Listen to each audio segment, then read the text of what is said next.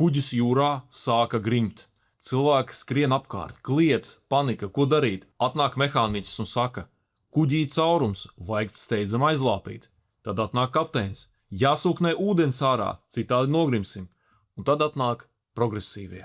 Ar kafiju rokās, planšeti un prezentāciju. Tad viņi apsēžās un saka, pirms mēs runājam par grimšanu, mums vajag apsēsties un padomāt, ko katrs vispār saprot ar vārdu grimšana. Tikmēr ūdens kuģī smeļās arvien vairāk un vairāk cilvēku skraida un bļauj, bet mēs taču grimstam. Progresīvi atbild, šobrīd ir svarīgi saglabāt cieņpilnu un iekļaujošu komunikāciju. Paiet vēl kāds laiks, progresīvie uztaisa darba grupas, komunikācijas stratēģijas un paziņo, šī ir sarežģīta situācija, to nedrīkst vienkāršot. Beigās kuģis nogrimst un pēdējais, ko cilvēki dzird no progresīviem, galvenais mums šobrīd nemeklēt vainīgos. Tieši šādi šobrīd izskatās viss tas notiekošais, kas notiek Latvijā.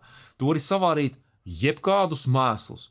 Air Baltics pakaļā, Rail Baltics pakaļā, satiksmes nozara, ko vada progresīvie, pakaļā. Mūsu tā izslavētā valsts aizsardzība ir tie 5% no IKP rezultāts, kur? Pareizi, pakaļā. Un tam visam nav nekādas nozīmes. Galvenais, ka tu praidā staigā ar varavīksnes karogu. Tas ir pats galvenais, kas visvairāk, man tā liekas, uztrauc visus progresīvo atbalstītājus.